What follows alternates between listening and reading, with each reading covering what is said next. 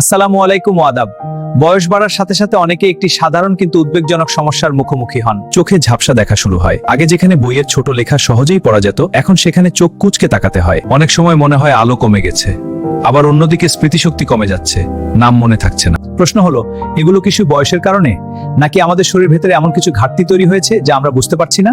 বিশেষজ্ঞদের মতে চোখ ও মস্তিষ্ক শরীরের সবচেয়ে না অপটিক নার্ভ এবং মস্তিষ্কের নিউরন সবই নির্ভর করে সঠিক ফ্যাটি অ্যাসিড, অ্যান্টিঅক্সিডেন্ট, ভিটামিন ও মিনারেলের উপর।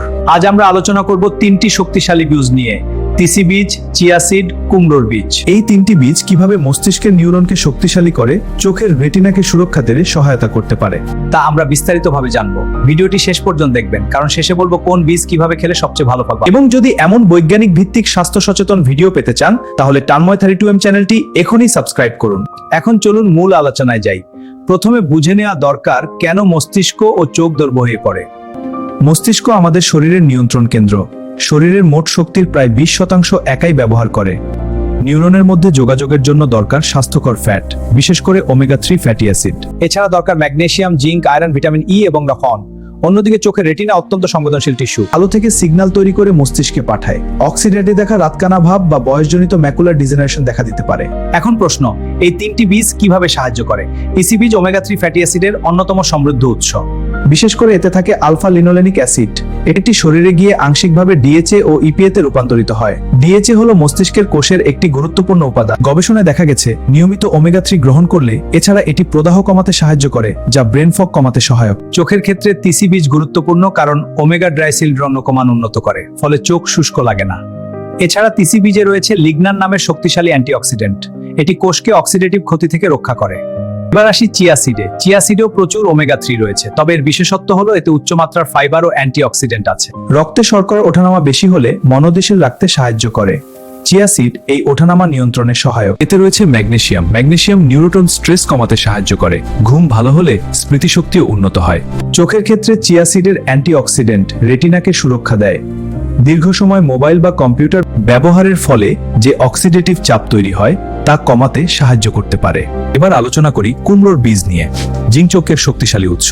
ভিটামিন এ রেটিনায় পৌঁছাতে জিঙ্ক সাহায্য করে। জিঙ্কের ঘাটতি হলে রাতের অন্ধত্বের সমস্যা হতে পারে। এছাড়া কুমড়োর বীজে রয়েছে আয়রন, ম্যাগনেসিয়াম ও ট্রিপ্টোফ্যান।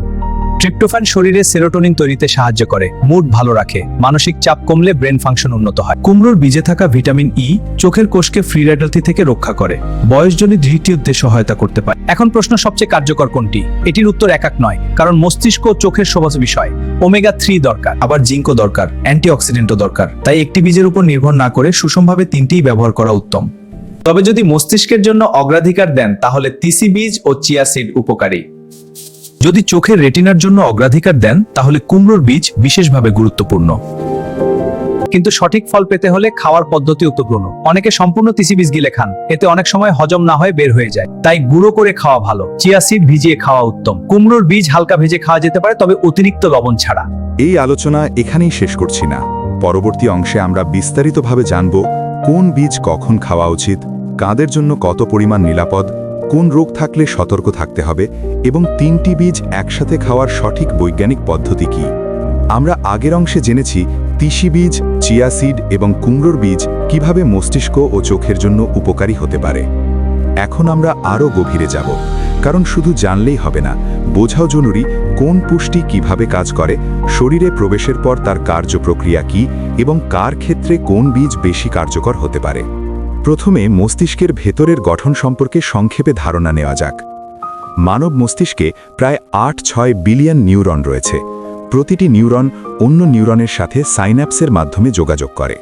এই যোগাযোগ নির্ভর করে সেল মেমব্রেনের নমনীয়তা, ইলেকট্রিক্যাল সিগন্যালের গতি এবং নিউরোট্রান্সমিটারের ভারসাম্যের উপর।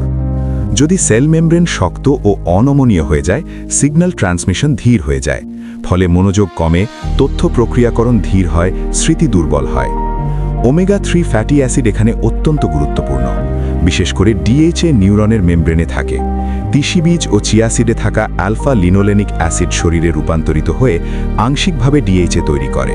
যদিও রূপান্তরের হার কম, তবেও নিয়মিত গ্রহণ করলে দীর্ঘমেয়াদে উপকার পাওয়া যেতে পারে। এখন চোখের দিকে আসি। রেটিনা হলো চোখের সবচেয়ে সংবেদনশীল অংশ।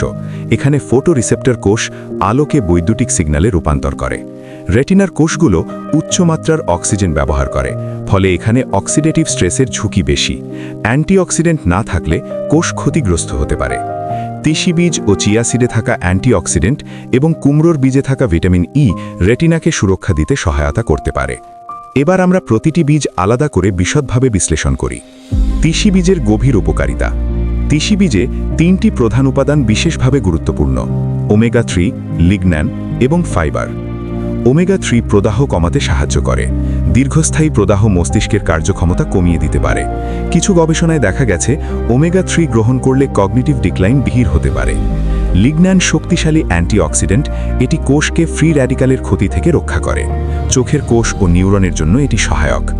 ফাইবার অন্ত্রের স্বাস্থ্য উন্নত করে। অন্ত্র ও মস্তিষ্কের মধ্যে একটি সংযোগ রয়েছে যাকে বলা হয় গাট ব্রেইন অ্যাক্সেস। অন্ত্রের মাইক্রোবায়োম ভালো থাকলে মানসিক স্বাস্থ্যের উপর ইতিবাচক প্রভাব পড়ে।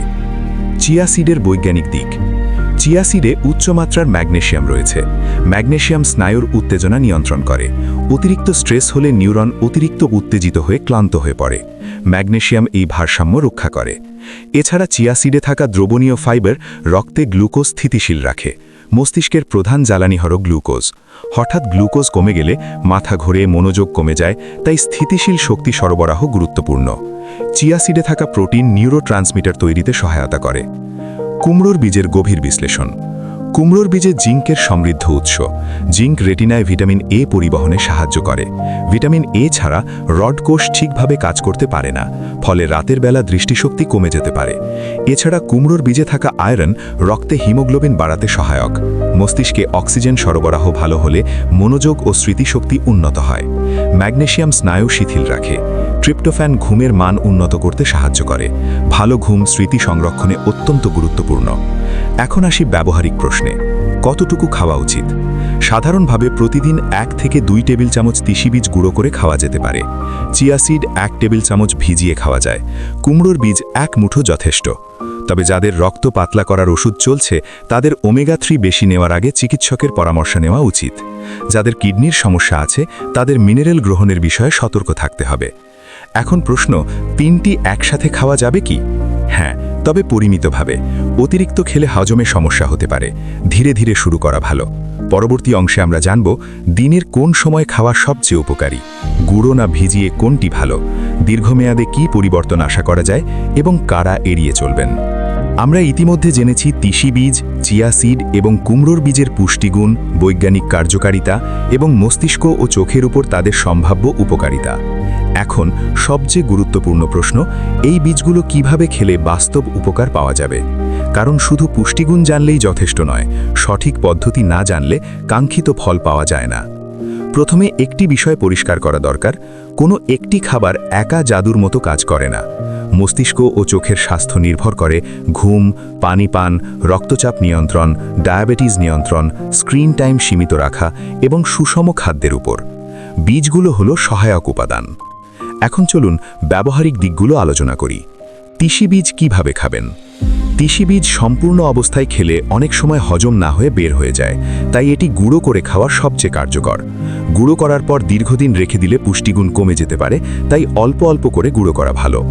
খাওয়ার পদ্ধতি হতে পারে সকালে খালি পেটে 1 গ্লাস কুসুম গরম পানির সাথে 1 চামচ তিসি গুঁড়ো অথবা ওটস বা দইয়ের সাথে মিশিয়ে। তিসি বীজে ফাইবার বেশি থাকায় প্রথম দিকে অল্প পরিমাণে শুরু করা ভালো। পানি বেশি পান করতে হবে, না হলে কোষ্ঠকাঠিন্য হতে পারে। চিয়া সিড কিভাবে খাবেন? চিয়া সিড ভিজিয়ে খাওয়া উত্তম, কারণ এটি পানির সাথে মিশে জেলির মতো ফুলে ওঠে। এতে হজম সহজ হয়। 1 গ্লাস পানিতে 1 টেবিল চামচ চিয়া সিড অন্তত 30 মিনিট ভিজিয়ে রাখুন। চাইলে রাতে ভিজিয়ে সকালে খেতে পারেন। এটি খাওয়ার সেরা সময় হতে পারে সকালে নাস্তার আগে অথবা বিকেলে যখন শক্তি কমে যায়। চিয়া সিড রক্তে শর্করা স্থিতিশীল রাখতে সাহায্য করতে পারে, ফলে মনোযোগ ধরে রাখতে সহায়ক হবে। কুমড়োর বীজ কিভাবে খাবেন? কুমড়োর বীজ কাঁচা বা হালকা শুকনো ভাজা খাওয়া যায়, তবে অতিরিক্ত লবণ বা তেল ব্যবহার করা উচিত নয়। 1 মুঠো কুমড়োর বীজ দুপুরে বা সন্ধ্যায় নাস্তার সময় খাওয়া যেতে পারে।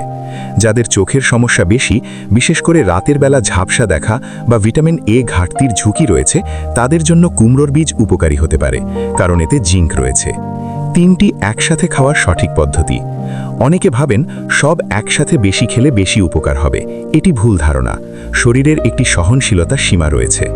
একটি ভারসাম্যপূর্ণ রুটিন হতে পারে সকালে তিসি বীজ, বিকেলে চিয়া সিড, সন্ধ্যায় বা নাস্তার সময় কুমড়োর বীজ, অথবা সপ্তাহে ঘুরিয়ে ফিরিয়ে খাওয়া যেতে পারে।